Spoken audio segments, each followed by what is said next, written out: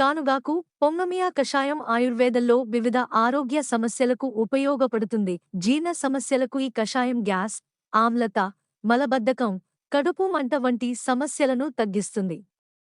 మద్యపానం, ధూమపానం వల్ల వచ్చే లివర్ సమస్యలను నివారిస్తుంది. చర్మ రుగ్మతలకు గాయాలు, దద్దుర్లు ఏర్పడినప్పుడు ఆకుల పేస్ట్ను తేనెతో కలిపి వాడితే రక్తస్రావం ఆగుతుంది.